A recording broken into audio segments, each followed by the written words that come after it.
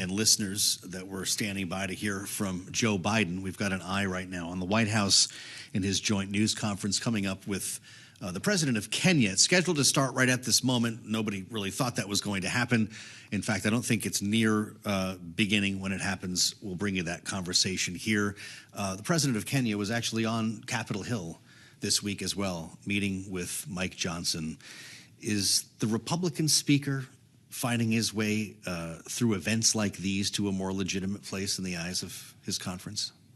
I think it's helping him now that he's able to reframe the debate away from Ukraine aid, which divides his party. That's done. He's taken the hit on that, toward things that unite his party.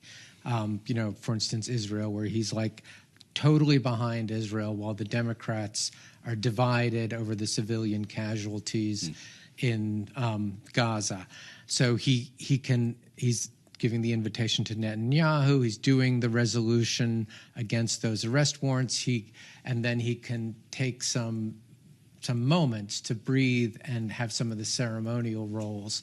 But he's uniting his party. He's focusing on things that unify them. Yep. And then he can take on these ceremonial roles that then embellish his image. He wants to invite Benjamin Netanyahu to address a joint session of Congress. Would that be the next foreign leader to visit the House of Representatives? From what I understand, he's firm on that, and that if the Senate doesn't go along with it, he'll just come speak to the House. Wow. And at the end of the day, that puts a lot of pressure on Schumer to agree to a joint session. We have not heard from Chuck Schumer on this.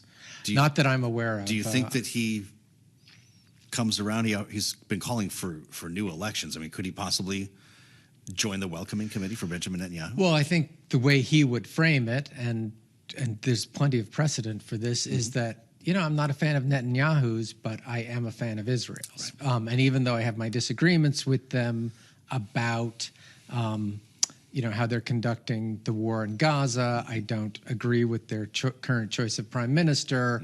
I'm a big fan of Israel, the nation. I mean, that's easier to do if it's the president of Israel instead of the prime minister. But, he's the leader that's coming, so, he can frame it that way.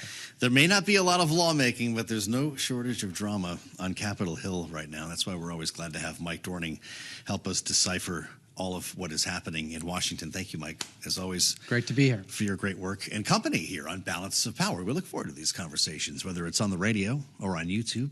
I'm Joe Matthew. We're going to assemble our panel next. Jeannie Shanzano and Chapin Fay are with us as we wait to hear from the presidents of the United States and Kenya today in Washington. First, we check world and national news with Amy Morris in the Bloomberg 99.1 newsroom here in Washington. Hi, Amy. Hi, Joe. The Justice Department has filed a sweeping antitrust lawsuit against Ticketmaster and parent company Live Nation Entertainment, accusing them of running an illegal monopoly over live events in America and driving up prices for fans. Attorney General Merrick Garland. We allege that Live Nation has illegally monopolized markets across the live concert industry in the United States for far too long. It is time to break it up. Live Nation has denied it engages in practices that violate antitrust laws. The Senate is set to vote today on a border bill. So far, no Republican has said they'd support it. Senator John Cornyn of Texas says he won't back any Democrats' what he calls thinly veiled plan to make it seem like they're tough on illegal immigration. Now they want to claim that they're the party of border security after 3.5 years. Give me a break. Today's vote is on a bill much like the immigration package that was shot down earlier this year when aid to Ukraine was attached. Israel will expand its military operation against Hamas in Rafah, saying 1 million civilians have now moved out of the city. Military spokesman Daniel Hagari says Israel is, quote, operating with care and precision as the operation grows with more forces in the air and on the ground. This is graduation day at Harvard, but 13 students are not going to get those degrees because they participated in a pro-Palestinian encampment on campus. During today's graduation, a group of graduates just got up and walked out of the ceremony chanting Free Palestine. Global news 24 hours a day and whenever you want it with Bloomberg News Now. I'm Amy Morris, and this is Bloomberg.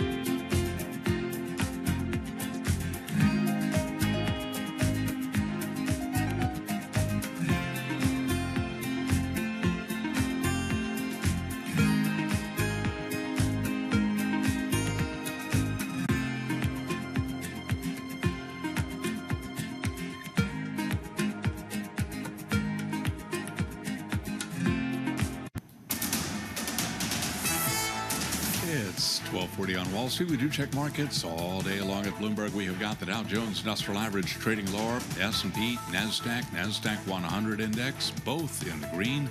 S&P right now up 13 to 53.20. That's an advance of 0.2%. The Dow, though, trading lower, down 270 right now, down 0.7%. NASDAQ up 138 for a gain of 0.8%. Bonds are tumbling as business activity accelerated amid a pickup in inflation. 10-year, 4.48%. The 2-year now yielding 4.93%. We've got spot gold trading lower today, down 1.5%, $23.43 the ounce, while West Texas Intermediate crude oil down 0.3% right now, $77.23 for a barrel of WTI. Jobless claims are lower. With that story, here's Bloomberg's Vinny Del Giudice. Jobless claims posted the biggest back-to-back decline since September, sending last year's tally down to 215,000, near historic lows. It seems as though job cuts have slowed recently, and over the past 6 months, unemployment claims have knocked around a fairly narrow range. That said, high-profile firms have been wielding the axe this year, the latest being Walt Disney's Pixar animation unit, maker of Toy Story and Finding Nemo. Vinny Del Giudice, Bloomberg Radio. NVIDIA, after earnings now trading above $1,000, we've got NVIDIA up 11% now at $1,053. Shares of Live Nation Entertainment down 6.6%. The Justice Department, as we have been reporting in almost 30 states, are suing Live Nation Entertainment, seeking to force the company to sell off ticketing giant Ticketmaster. Recapping, S&P now up 13, a gain there of 0.2%. Balance of power continues now. Back we go to Washington, and once again, here's your host, Joe Matthew. All right, Charlie Pellet, I do appreciate it. Welcome to the Thursday edition of Balance of Power. The fastest show in politics with a few things in the air today. We're watching for a vote on the border package in the Senate. That's going to start a little over an hour from now. We've got a big markup on the Farm Bill in the House and an important news conference that's about to kick off at the White House. Now, when I say about, let's just keep things in perspective here.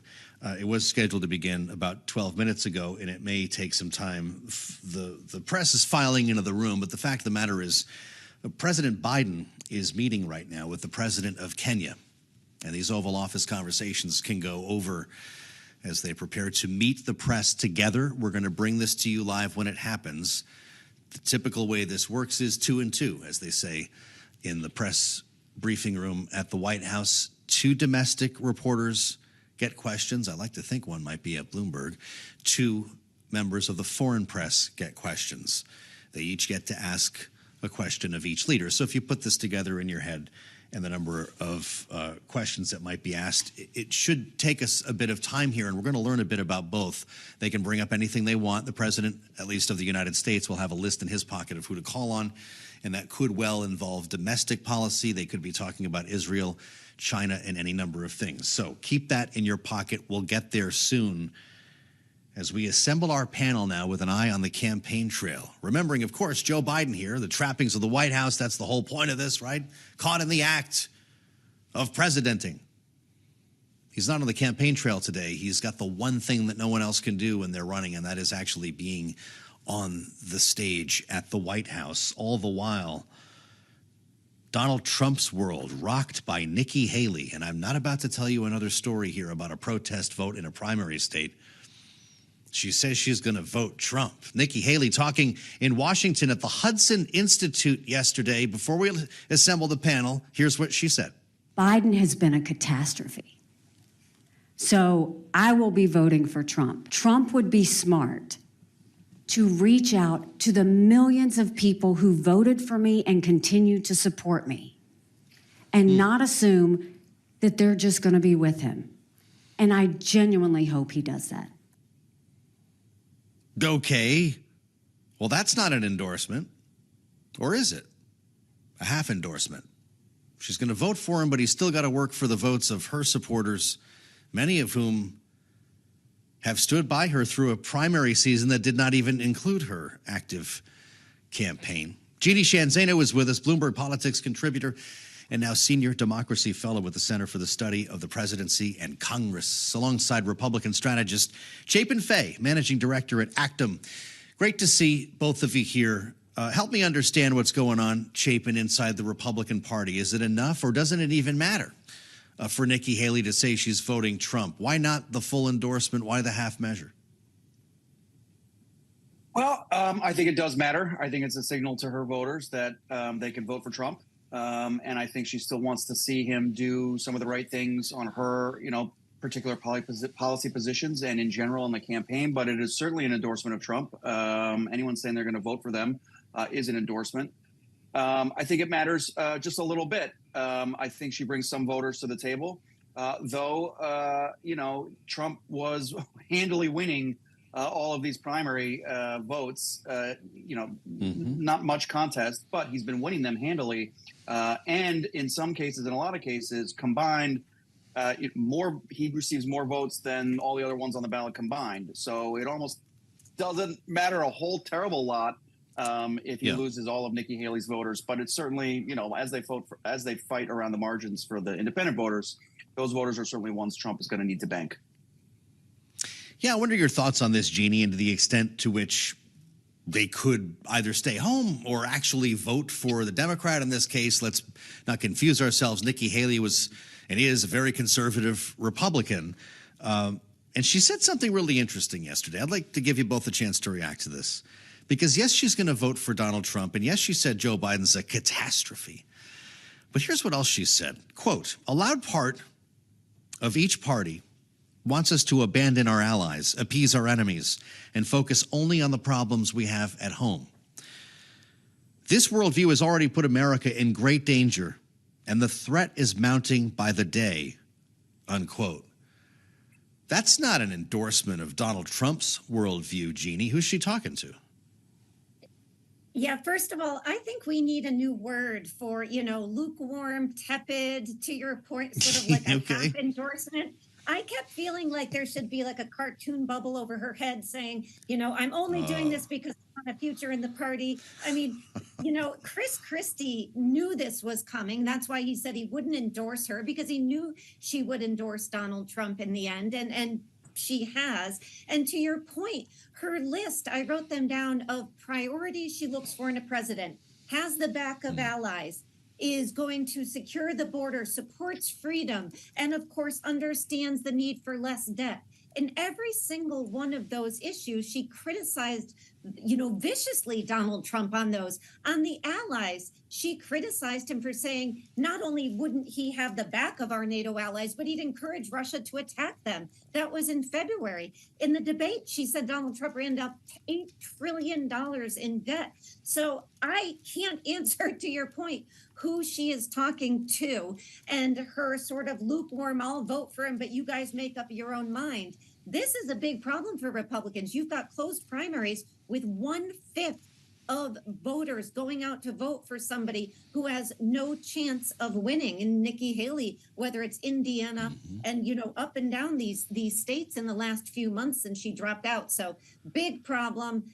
I don't see this as much of an endorsement. I see it as her trying to hang on to a role in the party when Donald Trump is shown the door at some point or the other. Well, and I suspect that she will have one, Chapin. I'm guessing that you do too. But her take on Donald Trump's protectionist view, and she does refer to a loud part of each party, she said in this quote, is speaking to whom? Or is she simply out of step with the modern Republican Party? Well, I think certainly her presidential efforts shows that she's not fully in step with the current Republican Party. So, I think that is an issue. I would note, though, I think one of the things, the point she's making is on national security. If you just compare where we are now from where we were 4 years ago, I mean, things, and we can have a debate about whether Joe Biden is to blame at all or fully or what for this. But the world and the country is just much more dangerous, and the incumbent gets tagged with that, no matter whether he's responsible, he or she is responsible, right? So Joe Biden is presiding over, a country in a world where there are multiple wars on multiple fronts. Over the southern border, people are pouring over. Things are getting worse, and I think a lot of people, including Nikki Haley, are wondering, like, what is the plan here? No one, he on the border, there's just nothing happening, right? And the national security state status in this country is much worse than it was. We are less secure, less safe than we were 4 years ago. So I think that's what she was, the UN ambassador. This is something she cares a lot about. This is something in her wheelhouse. This is something that she has a voice on. So I think you're going to hear more from her on these particular topics in particular as the campaign goes. And I would also just point out, the tepid endorsement, the I will vote for him, but he has to earn the vote. That's a way for her to have a voice also during the campaign, right? That's a way for her to keep talking about the things she wants to talk about and pushing former President Trump to the right place in her eyes. You think, Chapin, she gets a speaking role at the convention?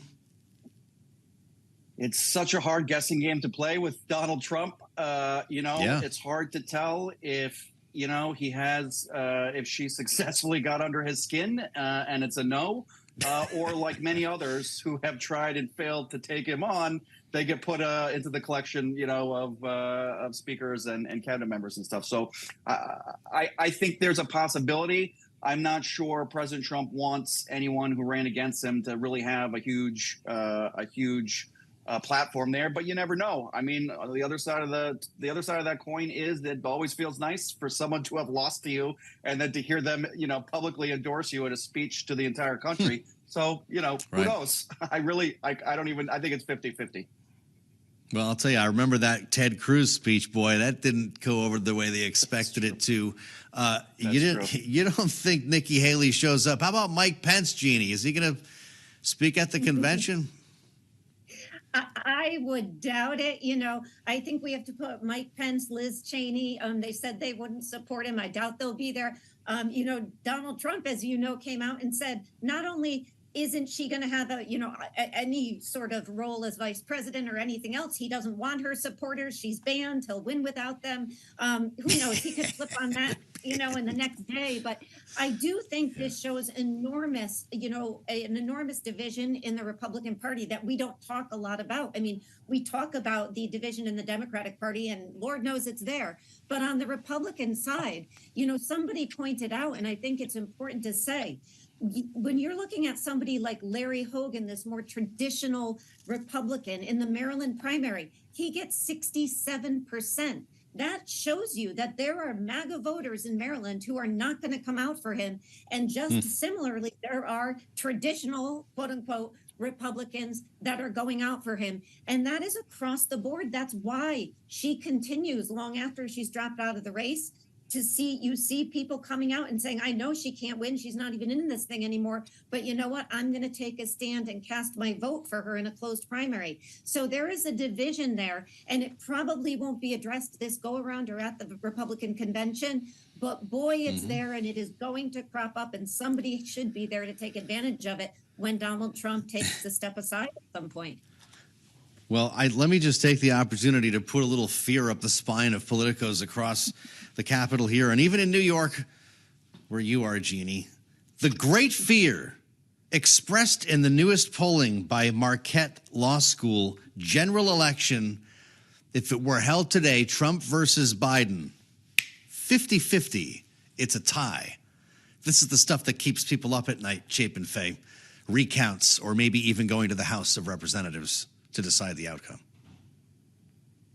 Look, no matter what happens, I think it's pretty clear that it's going to be, if it's close, it's going to be pretty nasty and problematic, right? And it does keep me up. And I think both parties need to act, in accordance. This country really isn't set up for 50-50 type results. It's very difficult, particularly in a presidential race, as we have seen, pretty much this entire century, that, a very close race is going to put a deep strain on Americans and our institutions that are already under strain. The left and the right have different ideas of why they're under strain, but I think we can all agree that, they are under some stress right now. And, listen, there's a chance I don't think it's a high chance, but there's a chance President Trump is convicted in a criminal court and sentenced to prison and still elected to the presidency. So that in and of itself is going to be a constitutional crisis like we have never experienced. And we're laughing, but it is kind of scary, like you said. This is the madhouse we're living in right now, Jeannie. With our minute left, it brings us back full circle now to our Bloomberg swing state poll yesterday. This is why half the electorate in the swing states fears violence around the election. That's right. And can you imagine if this thing gets thrown to the House? It's one vote per state delegation. This is not a House that is controlled by the Republicans by more than just a smidgen at this point. Mm-hmm. So those battles with those state delegation votes alone would be, enormous. You just can't wrap your head around. We feared this in 16 and 20. It could come to fruition this time. And Joe, I'm just going to say, since I'm on a kick for constitutional reform these days, let's consider the electoral college while I try to pack the Supreme Court. Oh, God. I know it's not going to happen, but it may be time to have a conversation. After November, what the heck? I love it. We have to have this conversation, absolutely, and that's why it's great to have Jeannie Shanzano and Chapin Fay, our great panel today. They'll be back in our second hour as we gear up for the news conference, a bilateral news conference with the presidents of the United States and Kenya. The stage is set at the White House. We'll bring you there later on Bloomberg.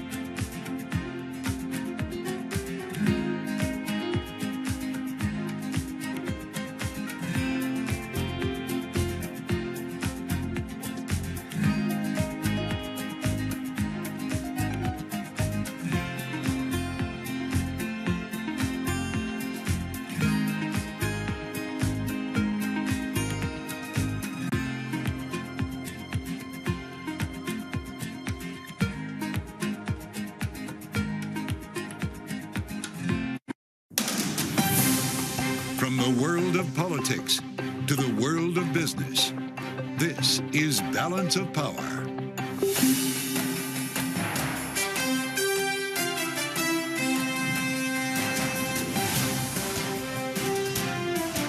Live from Washington, D.C.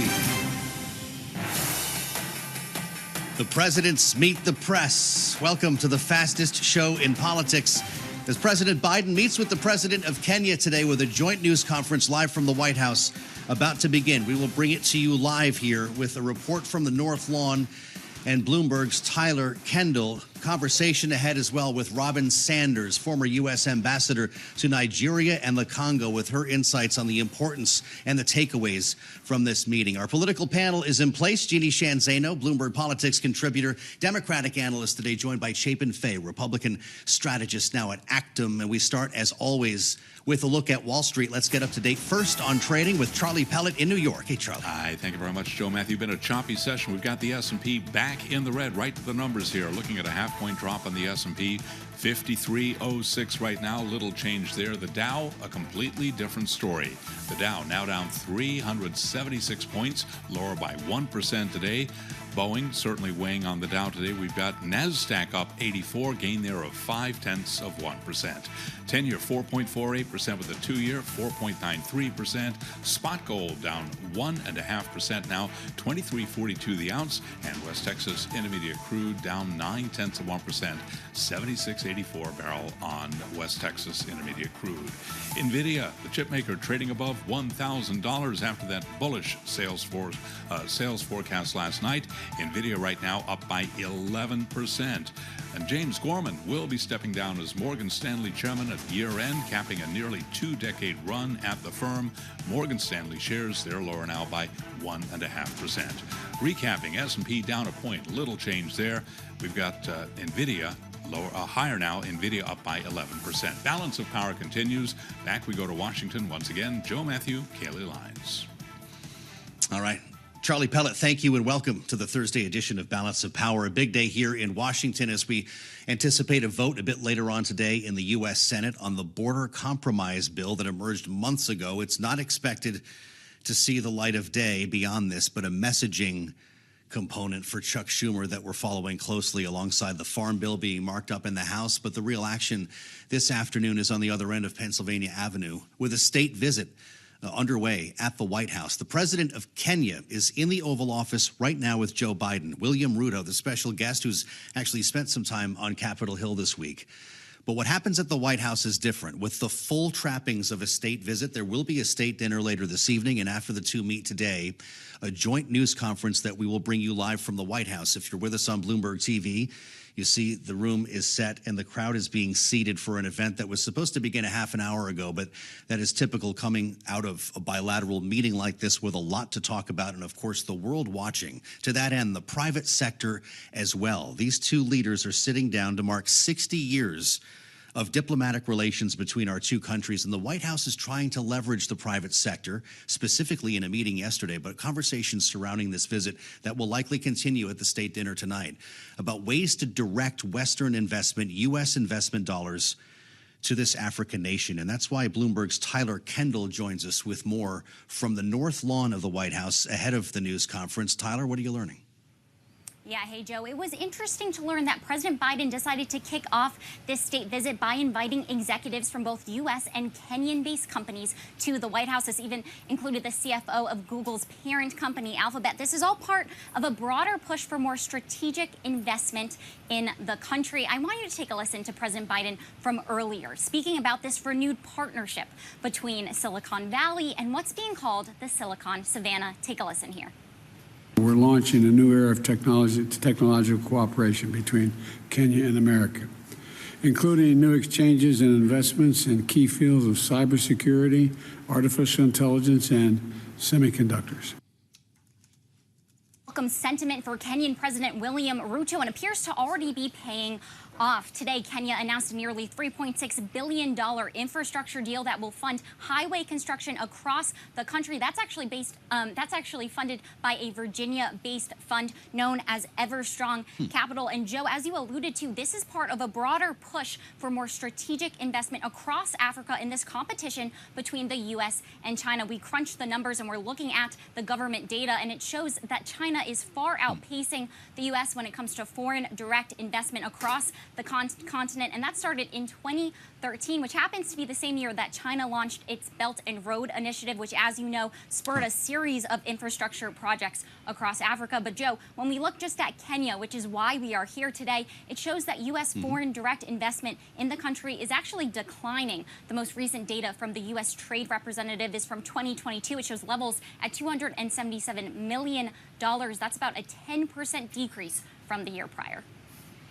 Absolutely fascinating. Great reporting here, Tyler, and it really helps to put things in perspective. We've talked a lot over the past 24 hours about China being a big part of the audience here, and whether Belt and Road is looking like a failure in Africa. That's what they're talking about in that building behind you right now. Of course, a lot of things could come up during the news conference that we're going to hear in a moment. But Tyler, the soft power goes into effect later on. I mean, I suppose the whole visit is, but tonight, the state dinner, there's nothing quite like that. And the White House is populating the tented area, that dining room outside on the South Lawn, with some very bold faces, not just from Washington, but from the Black community, entertainment, and business, that will really provide some interesting optics tomorrow.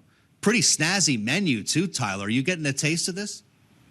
Right. Well, as you know, the menu came out. There's no ice cream on it, but we do know that lobster will also be served. And country music star Brad Paisley will be providing some of the entertainment tonight. But before any of that can happen, we're going to be watching for some of the concrete deals that come out of this meeting. We know that Kenyan President William Ruto came into this looking for strategic investment, looking for a strategic plan to offload some of its debt, which I know you'll be speaking about later this hour. But I just want to quickly point out one aspect of this that Bloomberg News has learned. White House officials telling us that President Biden is looking to make Kenya the first country in Africa to receive funding from the CHIPS and Science Act. That would go to bolstering their semiconductor production, in this hope to make Kenya a partner in this tech trade with the U.S. as we try to counter China and their chip production. It's absolutely fascinating. This is what we're talking about when we talk about Global South. This is the side effect, the byproduct today at the White House, and what China has been investing in. Great reporting, Tyler. Great to have you. I hope you get a seat at the dinner. If we don't see you later in the newsroom, we won't hold it against you. It's quite a festive atmosphere when there's a state dinner at the White House. There's nothing quite like it, regardless the nation in attendance. I'm Joe Matthew in Washington. As we wait to hear from the presidents, we'll bring them to you live. We assemble our political panel. Jeannie Shanzano is with us. Of course, Democratic analyst, Bloomberg Politics contributor, alongside Chapin Fay, Republican strategist at Actum. Great to have both of you with us. Jeannie, the politics are speaking loudly in terms of geopolitics, but also domestic politics. Joe Biden can seize on this opportunity to be caught in the act of being president. There is a man running for the White House as well as holding the job at once for him. What does he need to do today to make this work? You know, I think we have, as the United States, a lot to make up on the continent. Sorry about that, my throat. And we hear that repeatedly. You know, our U.S. troops were kicked out of Chad not that long ago. South Africa is upset about our stance on Israel. Of course, you were just speaking with Tyler about the enormous investment China has made on the continent. So not just Joe Biden politically, but the United States overall has a lot to gain if this type of visit goes well. And just on Joe Biden perfectly, you know, at the African Leaders Summit not that long ago, he promised a whole bunch of folks were going to visit the country. And they had about 24 high-level visits. The one missing was Joe Biden. He didn't go. And so he's going to have to make up for that. It doesn't sound like a big deal that he didn't go within the year, but it is, because it is a reminder to the entire continent that the United States made a promise and then broke it. And so we do have that sort of thing to make up, which again sounds small, but, you know, really resonates with people who feel the United States has not lived up to what we have said we would do. Well, that's true. And knowing the weakness that the president is showing in polls with black voters across the country for a number of issues, many of them promises unkept. This is an important moment. Chapin, should the president, he did suggest yesterday that he'd go to visit the continent, if not the country of Kenya, after the election. Is that a promise he needs to make again tonight? I think he should go before the election. I mean, like you said earlier in the broadcast, this is something that Trump or any of his opponents can't do, right? He's the president. He can do these things. He can have, state functions with all the world's eyes on him. And this is when he looks the most presidential. I did want to underscore something that Jeannie and you guys talked about earlier. We are so woefully behind on the continent of Africa. I've done some work there. And, typically in the past, the U.S. has tried to avoid, war-torn countries or countries where there's human rights violations going on when it comes to infrastructure building and foreign aid. China has had no such compunction for decades and of building roads, putting up cell phone towers, building the infrastructure in these African nations. And we are decades behind. So I do think it's a good thing the president is doing this. I think he should do more. I think he should be a little bit more forceful on behalf of our allies. Particularly in that continent, and do more work. But I think this is incredibly important. It's good for President Biden to be seen doing these things, and I think this, in terms of national security, would do some damage to the arguments I made earlier, right, about how Joe Biden and echoing Nikki Haley about how he's been a catastrophe on this. He has a few months left to do more things like this and to show that he's actually putting some paint on the scoreboard here, to mix metaphors. Yeah. I do think we are behind, and he's trying to make that up, but I think he's got to do a lot more, a lot quicker. Our panel stays with us for the hour. Chapin Fay and Jeannie Shanzano, we thank you as we add the voice of an expert. Robin Sanders, former U.S. ambassador to the Congo under George W. Bush, to Nigeria under George Bush and Barack Obama, former director for Africa at the National Security Council, now a member of the board of Human Rights Watch. Madam Ambassador, it's great to have you on Bloomberg. What do you want to hear from Joe Biden when he speaks today? I think that there's a scene setter here that I want to actually talk about first. This is the first African president state visit since 2008. That should really set the tone for how important this is. The fact that Kenya has been chosen for this really underscores the role that Kenya is playing on the continent, and that Kenya also playing a more global leading role, particularly with the announcement today that it will be a non-NATO security partner for the U.S. So this is a big deal. It's a pivot for us in a big way that we needed to make. We are behind the curve in terms of our engagement with Africa on a consistent level. We're seen as being episodic, only coming to the region when we need something. And I think this message that we hear you, we see you as an equal partner and a strategic partner that Biden is doing during this visit is extremely important. If you're with us on Bloomberg TV, you see the East Room at the White House decked out and ready for these two leaders. When they speak, we'll bring the conversation with you. And Madam Ambassador, I'll apologize in advance if our conversation is interrupted. There are a lot of audiences for the event that you just described, and China is one of them. To the extent that countries like Kenya have been left carrying heavy debt loads as a byproduct of the Belt and Road Initiative in China, what can the U.S. do to help? Is it through private enterprise, private investment, as this administration is saying, or does the government need to help here as well? All of those combined, vis-a-vis China, we are behind the curve.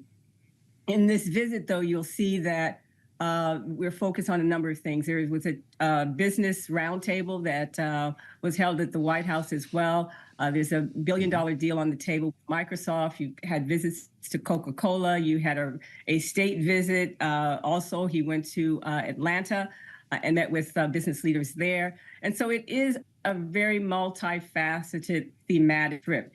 It is not only the security message, it's not only the democracy message, but it is the trade and investment message. American businesses want to trade with a country like Kenya because of its history of democracy, and we need to step up as the U.S. government to do more.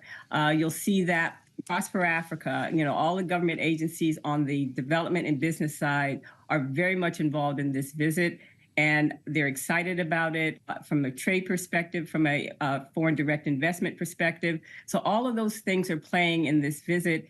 And for those of us who worked on Africa for years, we see this as a big plus, not only for the U.S., but for the image that the U.S. is really getting it, that they need to be involved with Africa in a much more deep and comprehensive way. Does Joe Biden need to go there now? I think so. He had mentioned it earlier in his tenure. I know things on the ground in the world have changed so drastically, so I don't know whether that will happen between now and November. Realistically, I get that. But the fact that this state visit, I said, when you look at the time period, 2000, time where generations have come into leadership on the continent, not only just in business, but in politics. And we've been left out of that because we haven't shown the consistency that China has. And whatever criticisms that you have about China in terms of debt, those are true, but China can pivot faster than we can, and they have understood that, and they are trying to address that. But the other thing that I will say that China has had an annual meeting with African heads of state the 1990s, since at the end of the 1990s. And so you have this longevity there of consistency, including the foreign minister, which would be the equivalent of Secretary Blinken, going to the continent every single year at the beginning of the year without fail for all of that period of time. So we haven't shown this consistent engagement.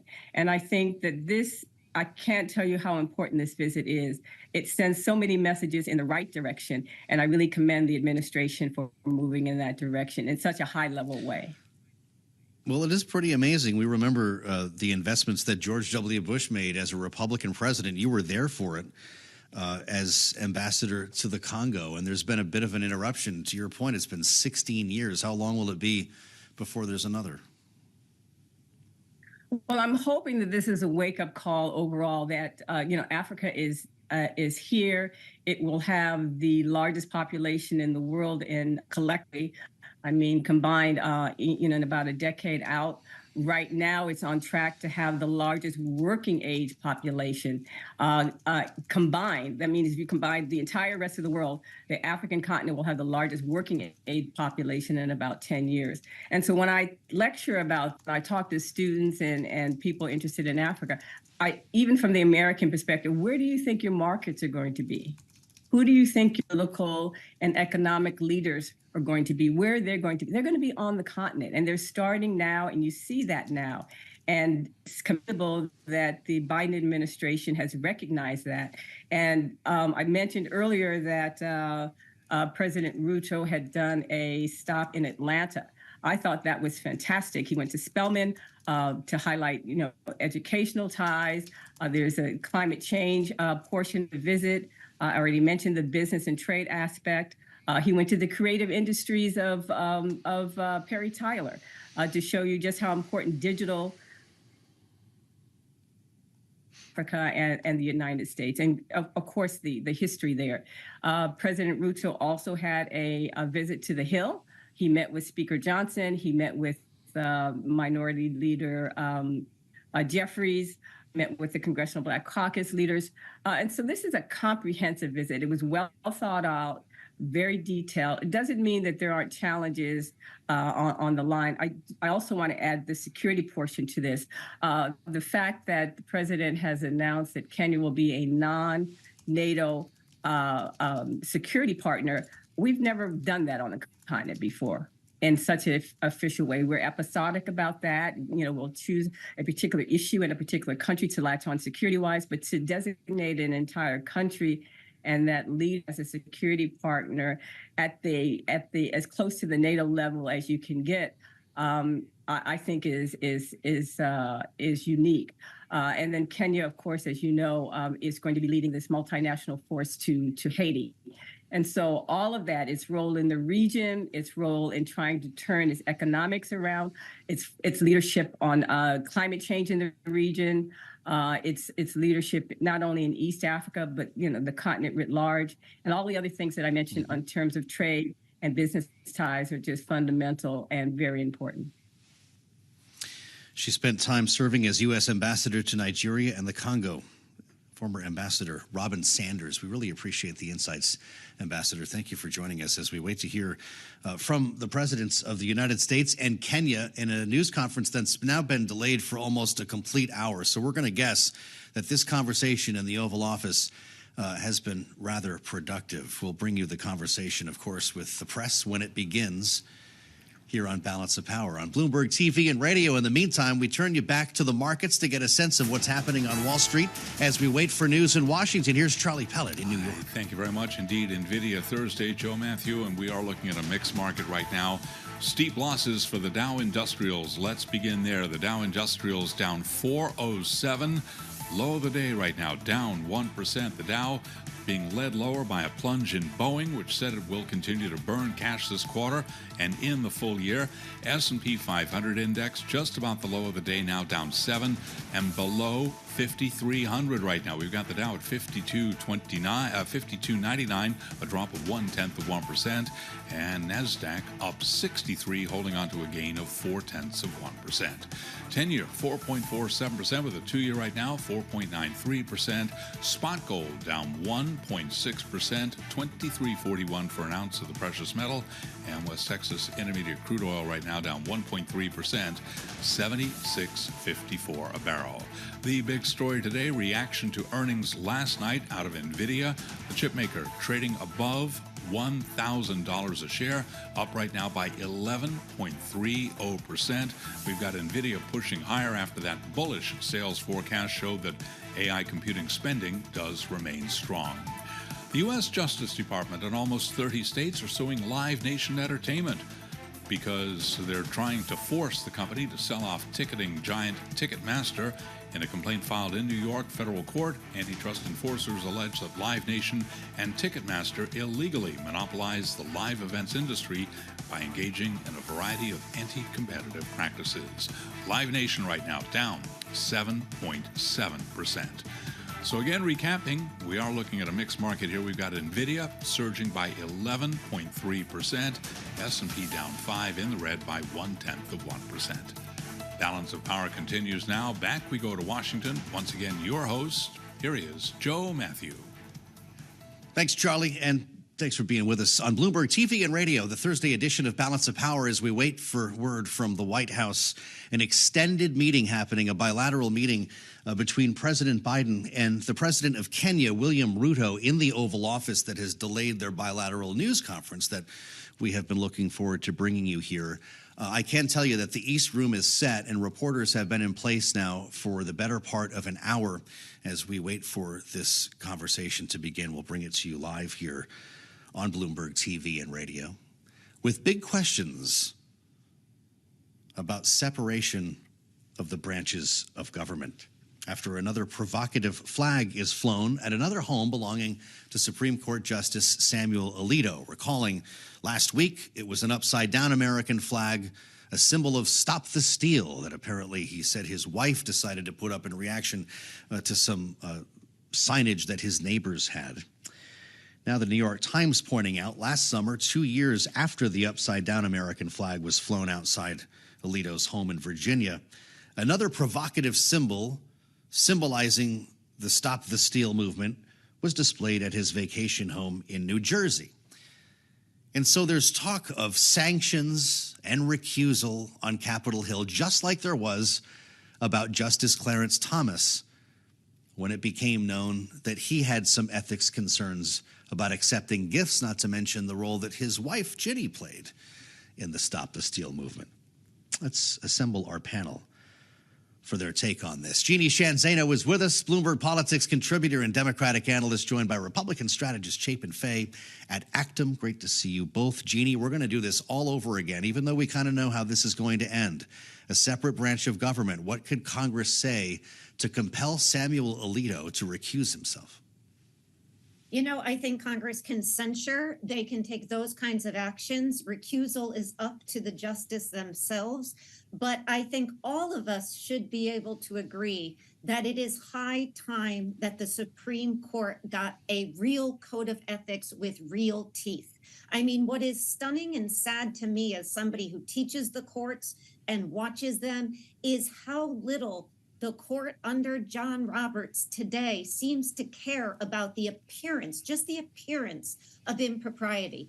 Wives of taking $10 million from law firms that practiced before the court, the flags with Alito, he's blaming his wife, Thomas with the trips. I mean, the list goes on and on. It is high time that the court adopt a code of ethics the way the lower federal court judges do.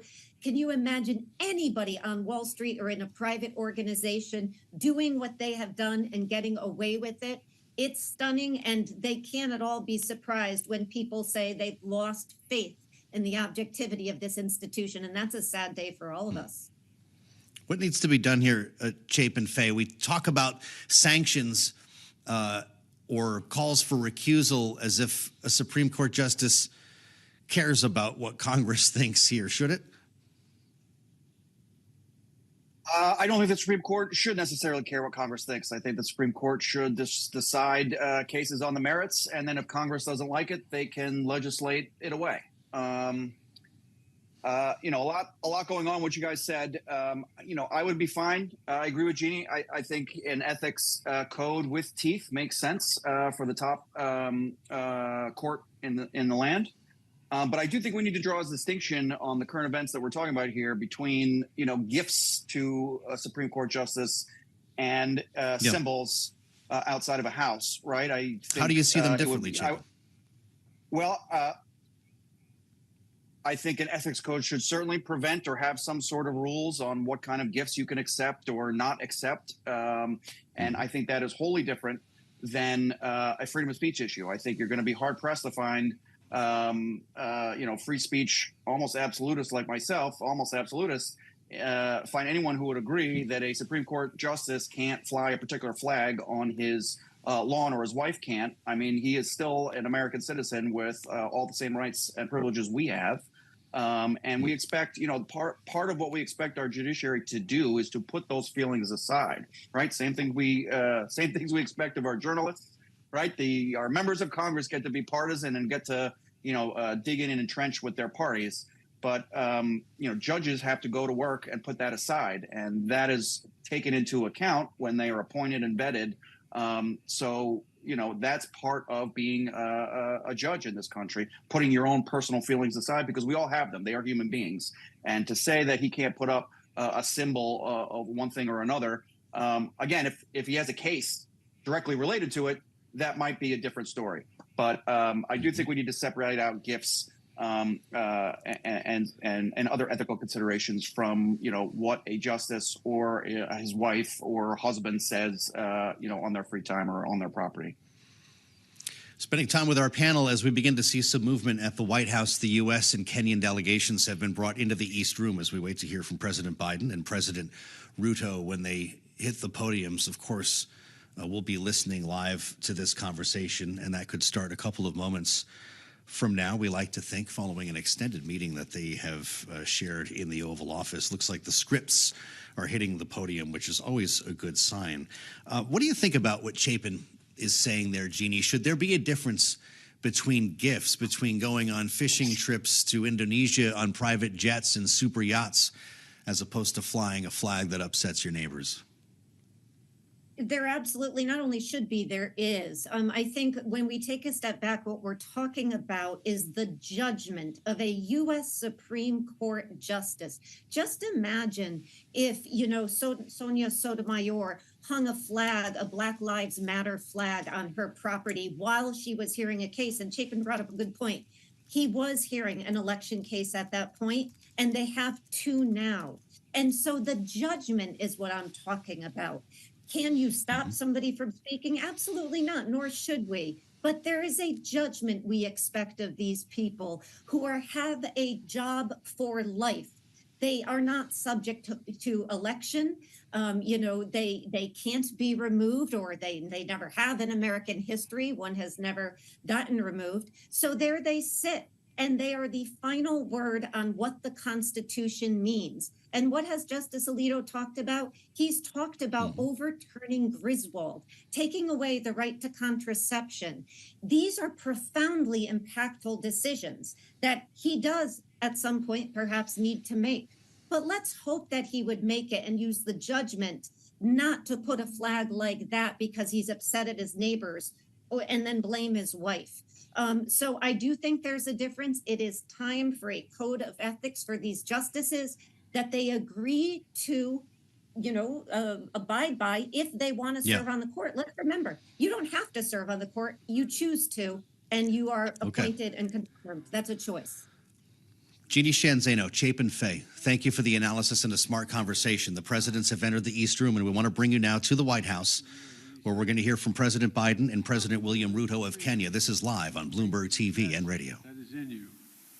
Today, we mark 60 years of partnership between our democracies, and we're fulfilling that wish together, and we're continuing. I truly believe it has brought out the best in both of us, not only in Kenya and America, but around the world. It's had a positive impact. But through our partnership, we're continuing to meet our responsibilities in 4 key areas. First, I'm proud to announce we're working with Congress to designate Kenya a major non-NATO ally. That's a fulfillment of years of collaboration. Our joint counterterrorism operations have degraded ISIS and al-Shabaab across East Africa. Our mutual support for Ukraine and has rallied the world to stand behind the UN Charter. And our work together on Haiti is helping pave the way to reduce instability and insecurity. And I want to thank you, Mr. President, of Kenya's leadership for multinational security support mission in Haiti. Our new global partnership is going to build on all this progress. We're going to meet new challenges with more resources. And it's going to strengthen the security of our countries and our countries around the world. Second, we're deepening our economic cooperation. Both President Ruto and I have focused on growing economies, and growing them from the bottom up, the middle out, the bottom up, and when that happens, everybody does well, not the top down. Because when the middle class does well, the poor have a ladder up, and the wealthy still do very well. That's true in Kenya, that's true in America, and that's true around the world. Right now, many countries, debt stands in the way of growth. Too many nations are forced to make a choice between development and debt, between investing in their people and paying back their creditors. So today we're launching what we're calling the Nairobi, Washington Vision. This initiative is going to bring together international financial institutions and nations from all around the world to mobilize more resources for countries saddled with debt, to open more opportunities to the private sector financing, and to promote transparent, sustainable, and affordable lending practices. These are big goals. It's going to take time to see lasting progress, but we're providing $250 million, the United States is, to the World Bank in a crisis response window. In the coming weeks, the United States is going to make an additional $21 billion available to the International Monetary Fund. And today, I'm proud to announce there'll be $250 billion in new lending capacity for multilateral development banks like the World Bank to help low-income nations invest in their development and tackle growing challenges. This is supported by the United States and many other countries as well. Next, we're launching a new era of technological cooperation between the United States and Kenya. That means new partnerships with industry, artificial intelligence, semiconductors, and cybersecurity companies. New initiatives to expand affordable internet all across East Africa. New education programs are going to bring Kenyan students to the United States to study in the STEM fields. And I'm proud to announce that I'm working with Congress to make Kenya the first country in Africa to receive funding through the CHIPS and Science Act, which has served us well. This funding will link their supply chains to the United States and to our partners, and spur innovation that extends from Silicon Valley in California to Silicon Savannah in Kenya. which, by the way, is already a $1 billion tech hub. Already a $1 billion tech hub. Finally, we're ensuring democracy delivers for our people. That includes Kenya's diaspora community here in the United States. 2 years ago, our nation's first black vice president, President Kamala Harris, launched the nation's first Presidential Advisory Council on African Diaspora Engagement. Today, we're building on her work to strengthen long-standing bonds between our people. I also want to thank you, Mr. President, for taking action to implement the long-awaited Public Benefits Organization Act, which provides historic protections for civil society and NGOs all across Kenya. Like you, I believe the future is going to be won by countries that unleash the full potential of their population, including civil society, women, and young people. I look forward to working together to implement this act and jump-starting anti-corruption reforms to promote democratic values that bind our nations together. Now, let me close with this.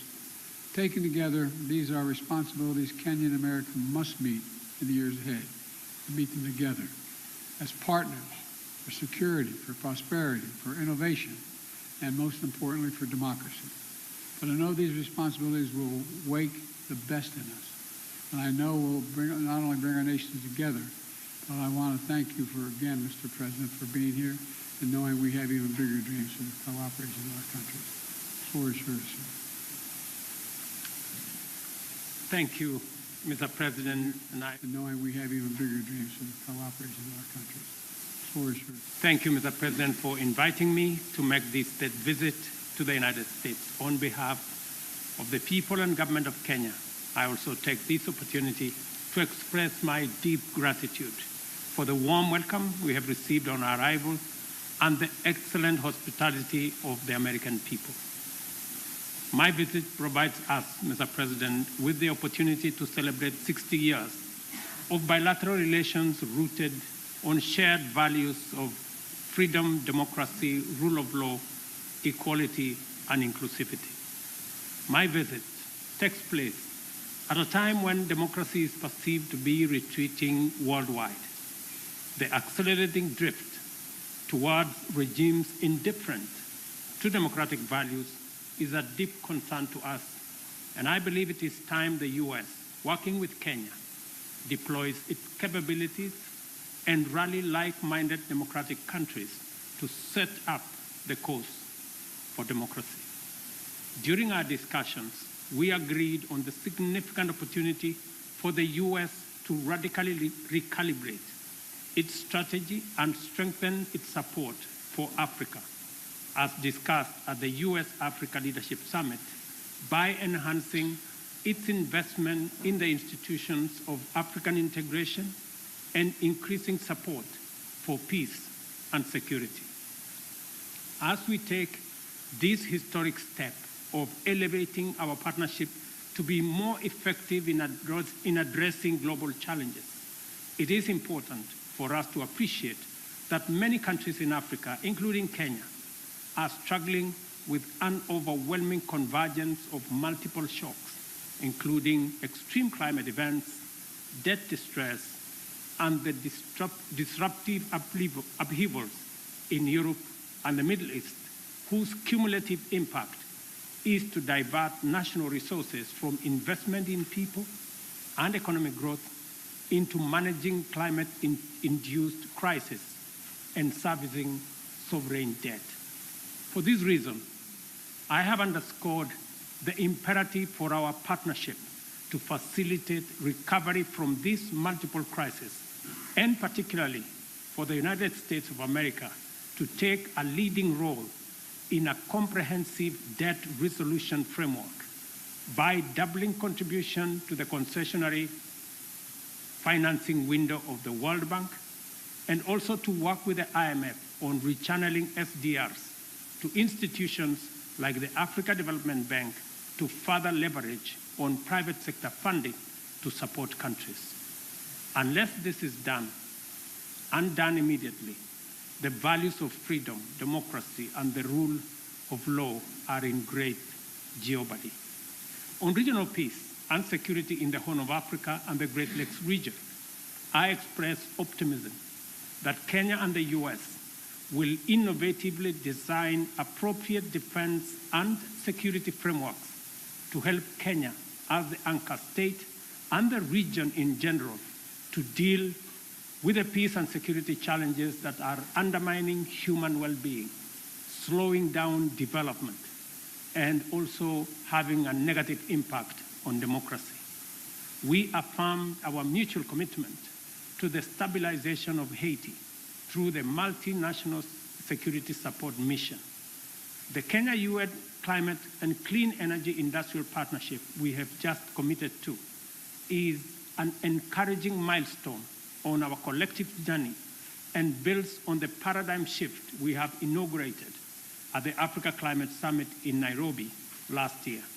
Accordingly, Africa's resource potential is a huge opportunity to deploy U.S. technology and investment to catalyze unprecedented growth through green industrialization. We've also agreed to hasten the renewal of the Africa Growth and Opportunities Act to sustain the rising momentum of our investments and exports in the manufacturing space.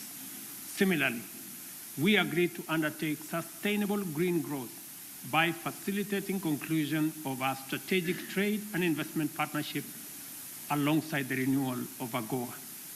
During our discussions, I witnessed firsthand President Biden's and the U.S. government's determination to make our partnership work and resolve to spread and deepen the roots of freedom, democracy, security, and prosperity throughout the world.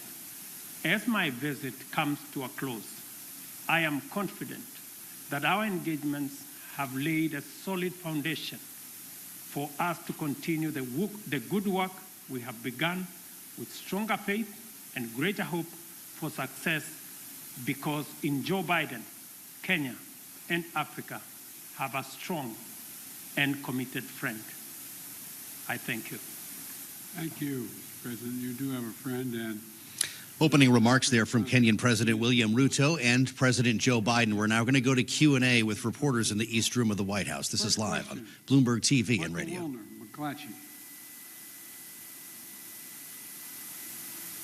Thank you, Mr. President. Two questions, if I may, on... No, one. I'm going to do my level best on Haiti and on Israel. Your administration went on a worldwide search for security forces, Beninese forces, Bangladeshi, Canadian, Chilean, any but American forces to stand up this multinational security support mission for Haiti before Kenya stood up to lead. Can you explain why it is that you believe, on the one hand, that this mission is so critical, and on the other, why it is that you have categorically ruled out contributing U.S. forces to this effort? Is it your goal to beat back Haiti's gangs or to contain them? And on Israel, does the United States... One question.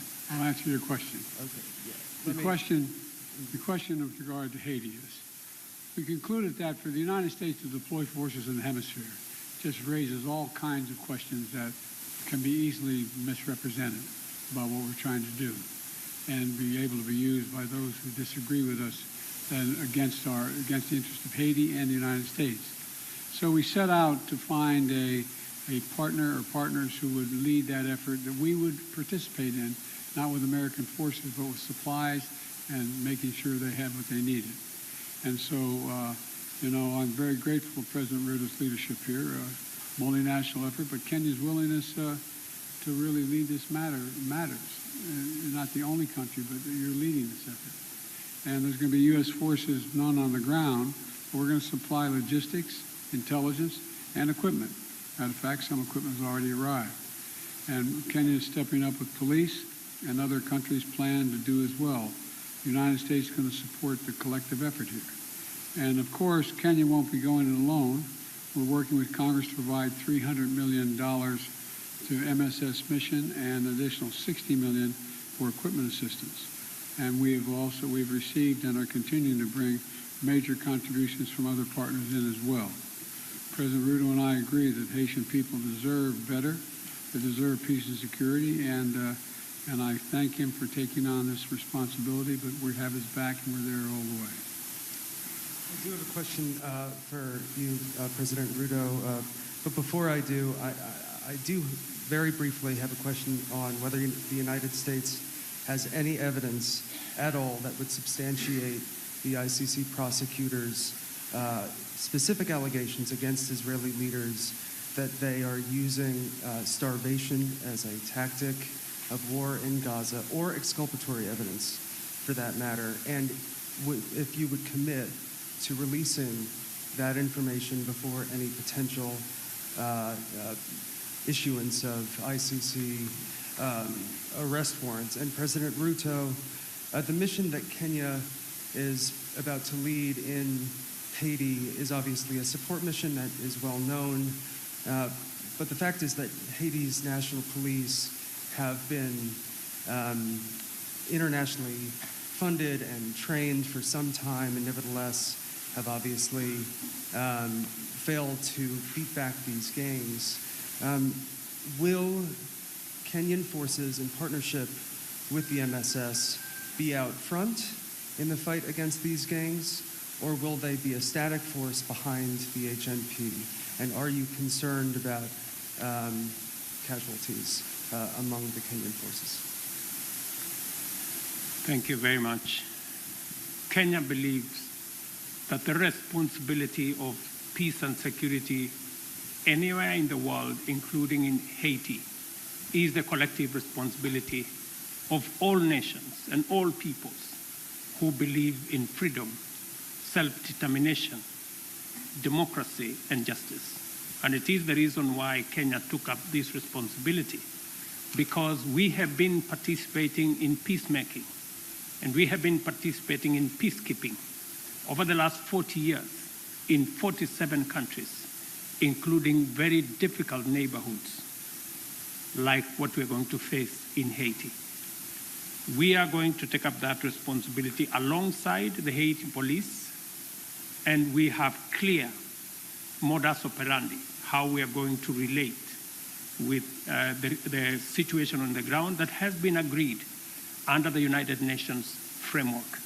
So we are looking forward to this deployment because we believe that the women and children in Haiti deserve peace like all other women and children and people around the world. Look, we made my position known on ICC. You guys never keep the deal, but that's okay. We've made our position clear on the ICC. We don't recognize the jurisdiction of ICC the way it's being exercised, and it's that simple. We don't think there's an equivalence between what Israel did and what Hamas did. Okay, next. Do I ask the next question as well?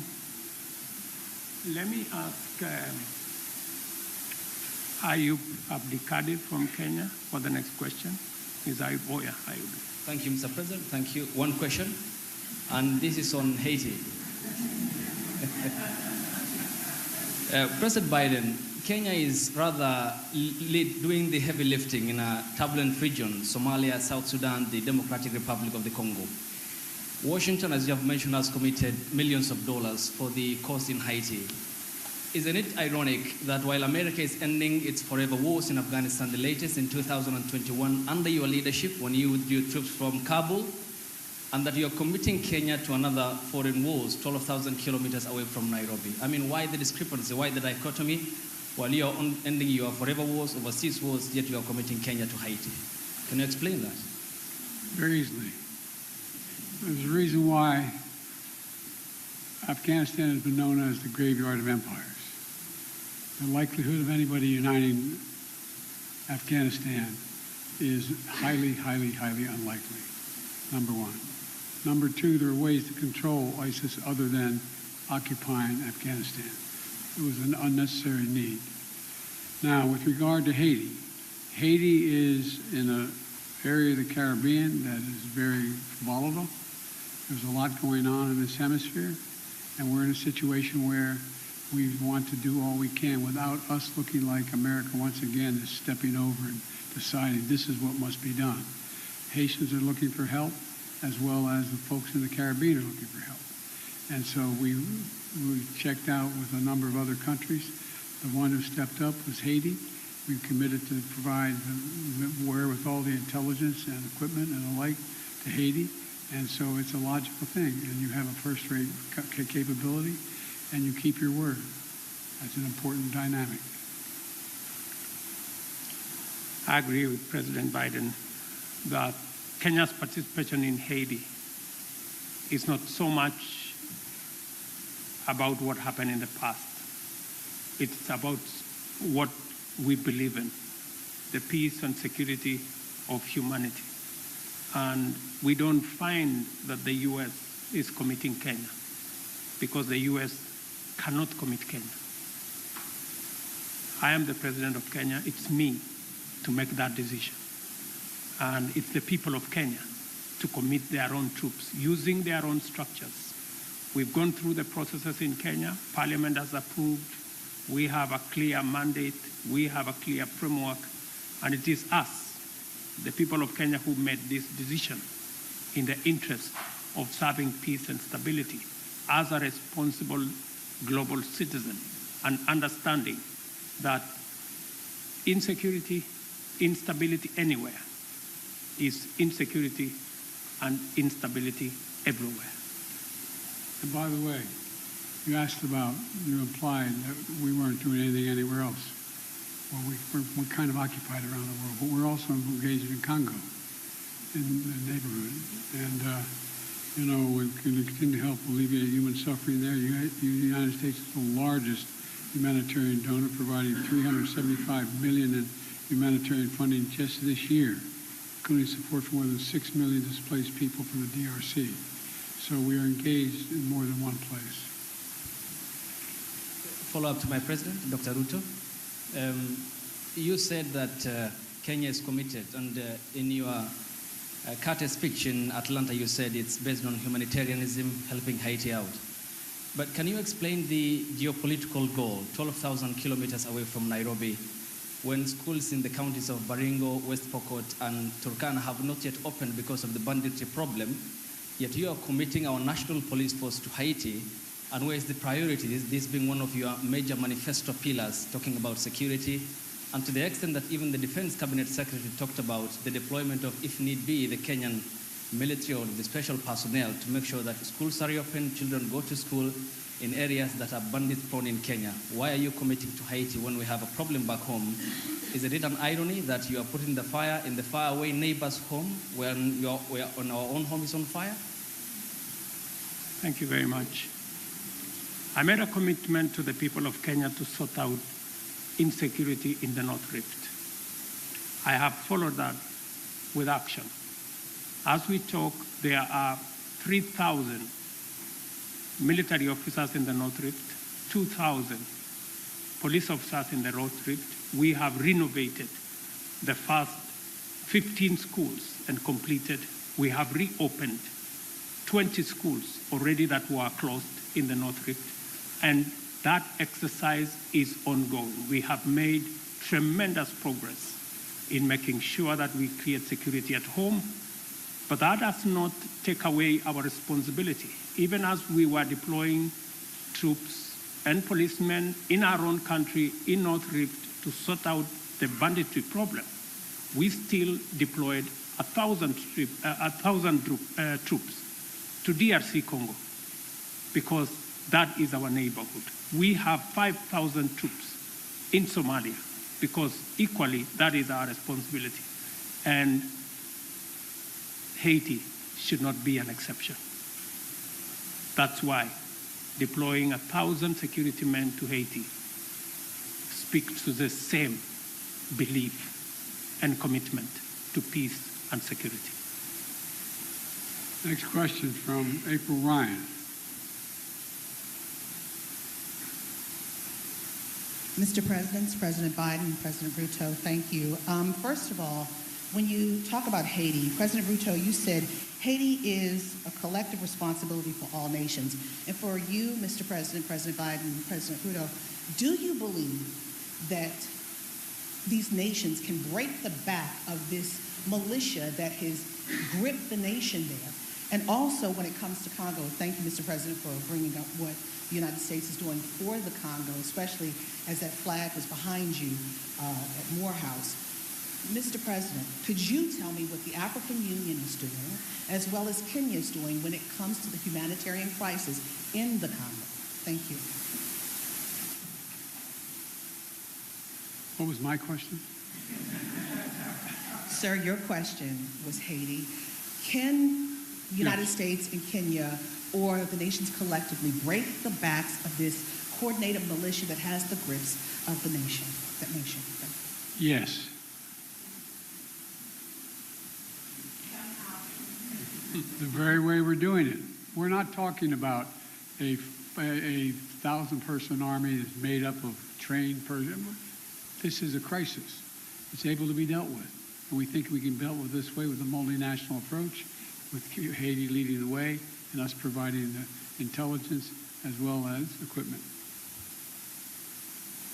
Gangs and criminals do not have nationalities. They have no religion. They have no language. Their language is one. To deal with them firmly, decisively, within the parameters of the law. And that's why we're building a coalition of nations beyond Kenya and the US, many who are making contribution towards the MSS force in Haiti to secure that country and to break the back of the gangs and the criminals that have visited untold suffering in that country.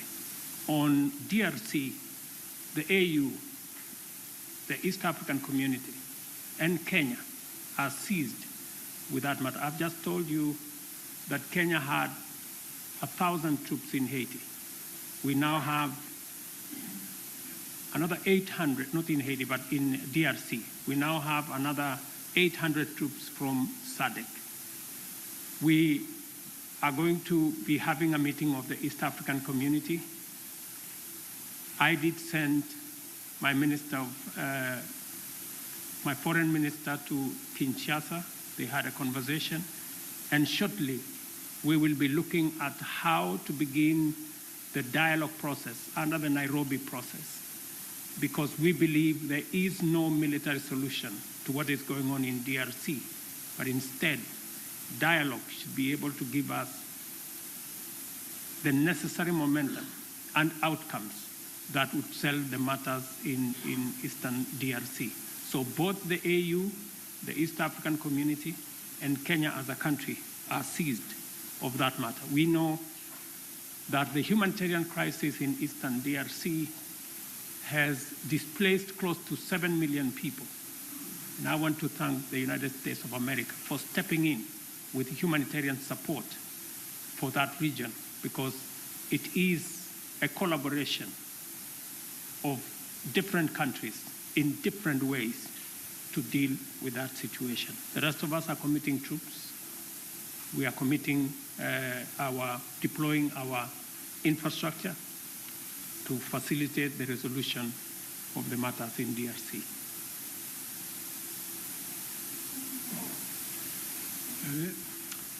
Let me ask Nancy Agutu from Kenya. She's here. Okay, Nancy. President, Africa is asking America to lead the way and double its contribution to the World Bank's International Development Assistance to help developing countries access more financing, to alleviate debt distress, and to tackle climate change. What is your commitment on this? Thank you. I'm sorry, I didn't catch all your question. Sorry, I'm saying Africa is asking America to lead the way and double its contribution to the World Bank's International Development Assistance to help developing countries to access financing to alleviate debt distress and to tackle climate change. What is your commitment on this? We made a major commitment to this. Number one, as I said, the United States has long championed international financial institutions that provide low-cost concessions